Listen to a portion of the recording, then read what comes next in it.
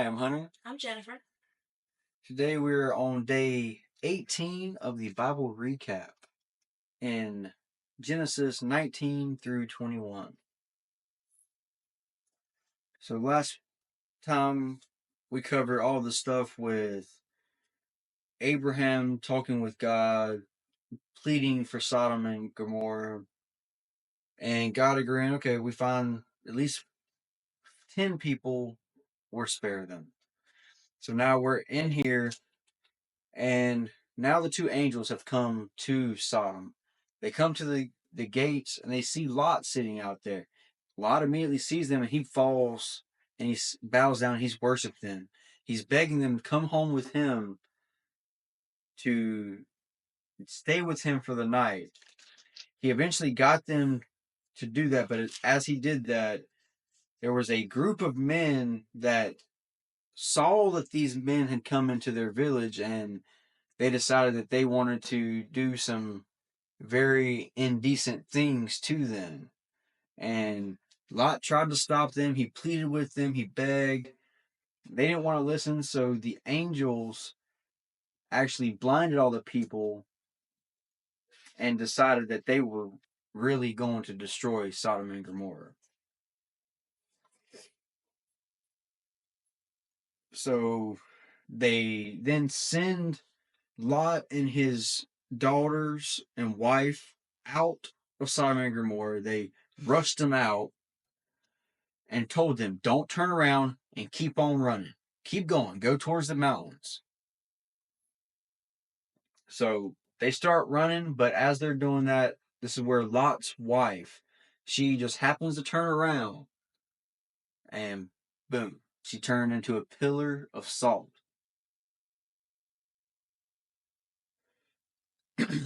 After this, we get to where Lot is now deceived by his daughters. They get him drunk so much so that he couldn't even tell anything, and then insisted on getting theirself pregnant through him. Which they accomplish. They accomplish, yeah. It's really gross to think about. It is really gross. But after they do that, we find out like who each of their uh, lineage is going to be: the Moabites and Ammonites. Then in chapter 20, Abraham's now back doing what he did to the Pharaoh and to the other king. He's lying to him. He's like, no, this is my sister. Don't kill me. You can have her. Like, it's all good. Take her. Just don't kill me. You can have her. This time, God shows up to Abimelech, and he gives him a vision during the night and says, you are a dead man. That woman is taken. But he's like, but I did not sleep with her. I didn't do anything. I didn't touch her in that kind of way. And God was like, I know you didn't because I made sure you wouldn't. He said, so you're going to punish an innocent person? And that's where God's like, no, you are indeed innocent. I will not punish you. But you got to give her back. Yeah. You got to give her back. And why can't Abraham just learn? Stop doing this. Like, it just don't make any sense. Why? And Abimelech's talking to Abraham. He's like, what have I done to you? Why would you do such a wicked thing?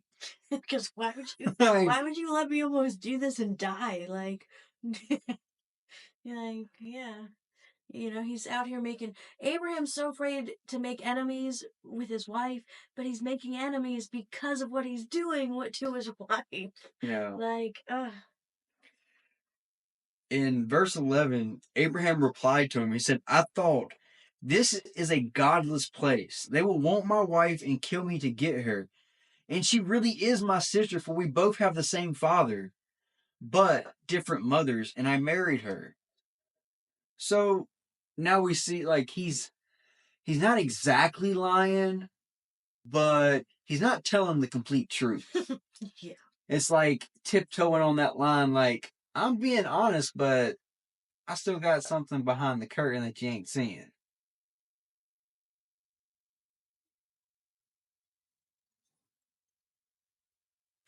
And then Abimelech actually pays for her. He gives her back and pays for her. He said, here's some silver. I'm sorry for any wrong I did to you. I'm sorry that this happened. And let's just leave it at that. Then moving on to chapter 21, we now see the birth of Isaac. This is where Abraham's story really starts turning. Like we start seeing where he's getting into that blessing. He is blessed by Isaac being born. He circumcises Isaac, and Sarah declared, God has brought me laughter. Like she's now so happy she can now finally have a child. Because all this time she's like 100 years old or something, and she couldn't have a child. Like, and the one that she did have with the servant wasn't really hers. Like it didn't work out how she wanted it to. And then Hagar and Ishmael, the mistress and the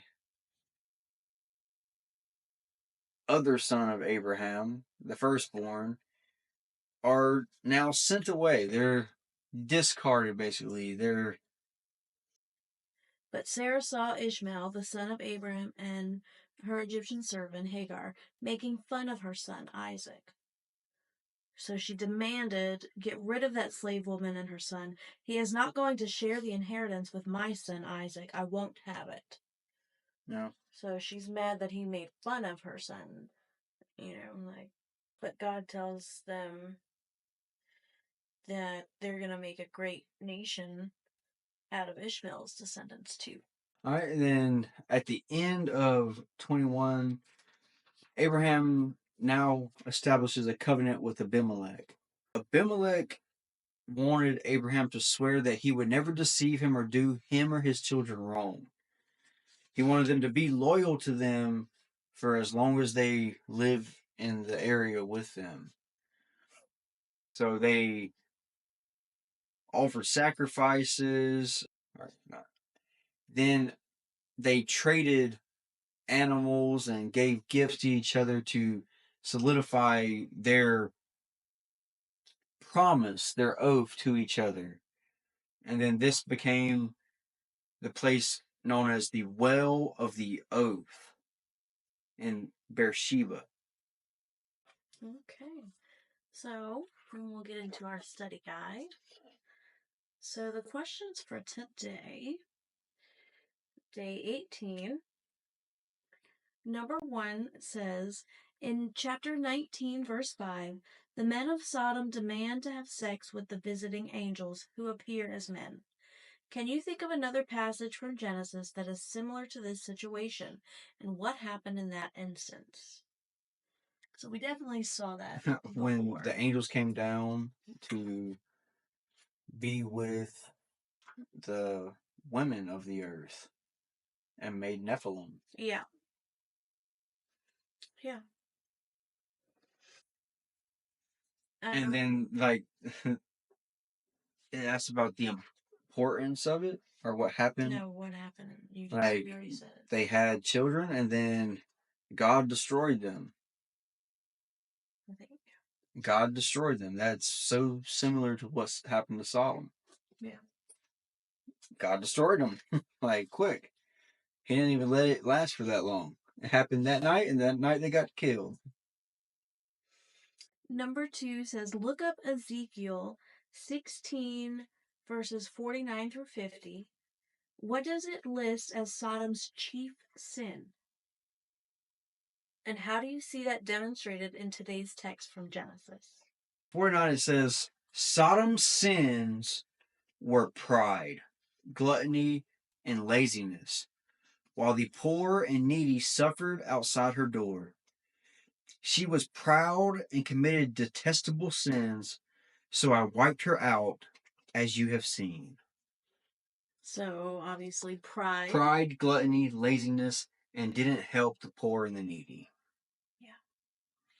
And did detestable sins. Like, you could say that, but detestable sins is a broad statement. Covers more than just one thing. Yeah. And how do you see that demonstrated in today's text from Genesis? So, like, their pride and... It says they did haughty things. Yeah. Like, haughty means arrogance, pride, and think they are better than God. Mm-hmm. Number 3. How many righteous people are in Sodom after all? Is Lot righteous? Read 2 Peter chapter 2, verse 7, and write out any questions or new insights you gain. Just to answer the question first, at first I was thinking that Lot's not, because Abraham asked for Lot to be saved. But I'm pretty sure this verse contradicts that. So in chapter 2, verse 7 of Peter, where's it at? But God also rescued Lot out of Sodom because he was a righteous man who was sick of the shameful immorality of the wicked people around him, which makes a lot of sense because he begged those men not to do what they were wanting to do. Yeah. And he begged the angels to come inside with him. He knew if they stayed out, something would happen, and he didn't want that to happen. So that makes sense. And in verse 8 in Peter, it says, yes, Lot was a righteous man who was tormented in his soul by the wickedness he saw and heard day after day. Yeah, I can only imagine. It must have been awful. Yeah. And bad thing is, he chose this place as his portion of land from Abraham. He didn't know that it was probably all that, Yeah. Number 4. Why do you think Abraham lies to King Abimelech in the same way he lied to the Pharaoh? What lesson has he failed to learn? I believe that he failed to learn that God will protect him. Yes, God's To gonna trust in get you, God. dude. One of his promises God makes Abraham is, I will protect you. He says that to him. Like, how are you That's not one of the listening? very first ones he Yes, says. that's the first thing he says. So, like, how are you not hearing that? But why do you think, that Abraham lies to the king in the same way? So, because he's scared that he will be killed. Like, he's being more selfish in that kind of a way. self-centered about his life. He hasn't fully given his life to God. That's what it would appear, yeah. Makes a lot of sense. Like, the test of faith that he's going to have to go through with Isaac. That's maybe the thing that really solidifies him trusting. Maybe. Like, Maybe. fully having that, like, trust that God's going to provide. Number 5. Look up the word prophet from Genesis 20, verse 7 in a dictionary or a Bible dictionary and write down what you find. So, prophet means someone who speaks for God or with God, or who is inspired by God through the Holy Spirit to deliver a message. They're also called seers. Sometimes. Seers, yes. That's all for today's questions. So now we can get into our journals. So, day 18, the things you loved, learned, and noticed. Something that I saw was that prophet was used for the first time today. I wonder about Lot and what he did to prevent the men from getting taken, or the angels from getting taken by the men. He offered his 2 daughters to them, and then later they get him drunk and get pregnant by him. Like, he was going to offer them, like, without even like a thought. Like, he was like, "Here, have my daughters." Like, why? Why not just be like, "No, no, you can't have, no, just stop. Go find somebody else." But it was, "No, here's my daughters. Take these people. Take them." And their daughters were married, if I remember. Yeah, they were. And the husbands their husbands didn't want to listen. Yeah. Like, so that's why I guess that they couldn't remarry later.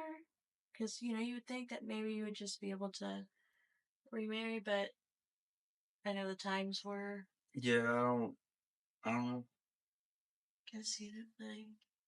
Yeah, you remember that town that used to exist over here? Yeah, and it just got wiped off the face of the earth. Yeah, my husband died in that. Like, You're from Sodom and Gomorrah? I don't think I want you. maybe that's what it would have went. So yeah. Questions and things you want to research. Mine was blank today. Did you have anything you wanted to look into a little more? No. Like God shots for today. Mine was that God shows us mercy. He is gracious. God wants us to be forgiven. God brings us out of our messes. It's a good one.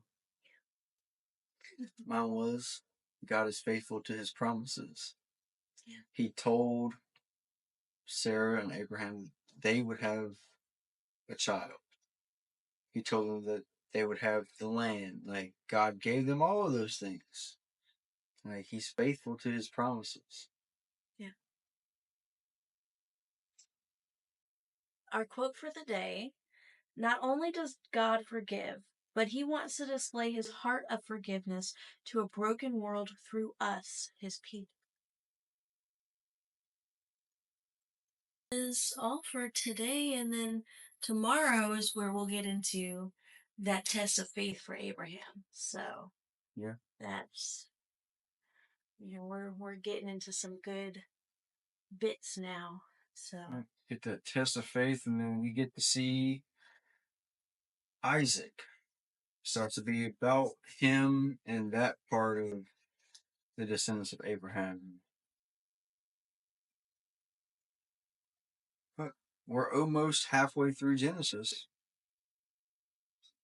yeah, we completed one book so far and almost halfway through another one. It's exciting, but Thank y'all for joining us on Unbreakable Faith. We will see you next time.